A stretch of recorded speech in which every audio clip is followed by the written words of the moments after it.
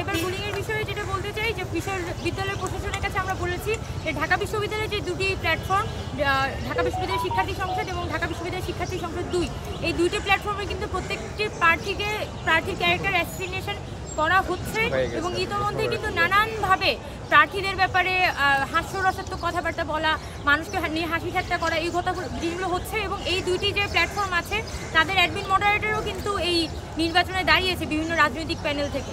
সেই জায়গা থেকে আমরা বলতে চাই যে আসলে এখানে লেভেল প্লেইং ফিল্ডটা কিন্তু আমাদের অনলাইনে নিশ্চিত হচ্ছে না এবং বিশ্ববিদ্যালয় প্রশাসনে অবশ্যই এই সাইবার বুলিং, হ্যারাসমেন্ট এবং প্রার্থীদেরকে যে নানানভাবে বুলিং করা হচ্ছে সেটার ব্যবস্থা গ্রহণ করা উচিত। শিক্ষার্থীদের উদ্দেশ্যে আপনার বার্তাটা কি থাকবে? বার্তা থাকবে যে আমরা সেই শিক্ষার্থীদের কথাটি উঠে আসতে চাই। আপনারা যদি আমাদের সাথে যোগাযোগ করতে চান, আমরা সবাই আমাদের প্যানেলের পেজটি আছে, সেই পেজটিতে আপনারা মেসেজ দিতে পারেন। আমরা আপনাদের সাথে যোগাযোগ করতে চাই এবং এই ক্যাম্পাসটিকে আমরা আসলে ঢেলে সাজাতে চাই, এটাই আমাদের উদ্দেশ্য। আমরা এখনো পর্যন্ত সত্যি বলতে অসাধারণ সাড়া পাচ্ছি, কারণ আমরা যেহেতু রাজনৈতিক সংগঠন না, তো রাজনৈতিক সংগঠনগুলো কিন্তু এক ধরনের একটা ম্যান পাওয়ার বেস পলিটিক্স করে, হলে হলে তাদের কমিটি থাকে, হলে এক ধরনের ম্যান পাওয়ার থাকে। আমরা তো একটা স্বতন্ত্র শিক্ষার্থীদের প্যানেল নিয়ে এসেছি এবং ওই ধরনের ম্যান পাওয়ার বেস পলিটিক্স আমরা কখনই করিনি।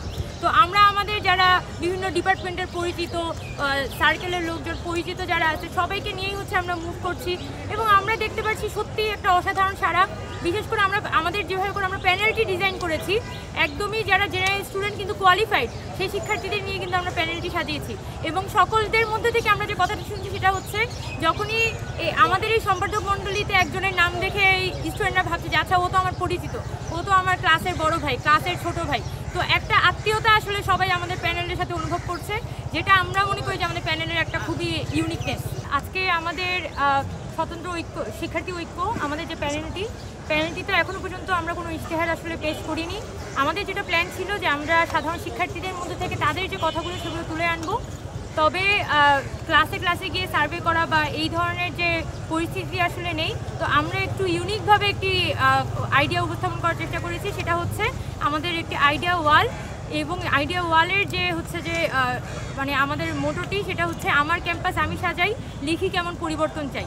অর্থাৎ সাধারণ শিক্ষার্থীরাই লিখবে যে তারা আসলে কেমন ক্যাম্পাস চায় এবং আমাদের ইশতেহারের মধ্যে কিন্তু তাদের এই যে চাওয়াগুলো সেগুলো উঠে আসবে এবং সাধারণ শিক্ষার্থীদের সাথে মূলত তাদের যে ইন্টারাকশন এবং তাদের যে চিন্তাভাবনা, সেই চিন্তার সাথে আমাদের একটা যুক্ততা তৈরি করার জন্যই আমরা এই আইডিয়া ওয়ালটি তৈরি করেছি। তো অসাধারণ সাড়া পাচ্ছি, সত্যি কথা একদম অসাধারণ সাড়া পাচ্ছি। আমাদের সকাল 11টা থেকে এই আইডিয়া ওয়ালগুলো শুরু হয়েছে এবং প্রত্যেকটি আইডিয়া ওয়াল প্রায় ফুল হয়ে গেছে। এখানে লাইব্রেরির সামনে যেটি আমরা দিয়েছিলাম সেটা অলমোস্ট শেষ, আরও আমরা বানাতে দিয়েছি এবং মানে সত্যি কথা বলতে সাধারণ শিক্ষার্থীদের যে আসলে এত কিছু বলার আছে, তারা কিন্তু আসলে যেটা অনুভব করে সেটা হচ্ছে তাদের কথাগুলো শোনার আসলে কেউ নেই, বরং আরেকজনের চিন্তাটা ক্রমাগত শিক্ষার্থীদের উপর চাপিয়ে দেওয়া হয়। তো সেই জায়গা থেকে আমরা আসলে যেটা চাচ্ছি যে সাধারণ শিক্ষার্থীদের যে কথা, তাদের যেটা আলাপ, সেটা যাতে আমাদের ইশতেহার, আমাদের এই যে প্যানেল সেটার কথার মধ্য দিয়ে আসলে উঠে আসে।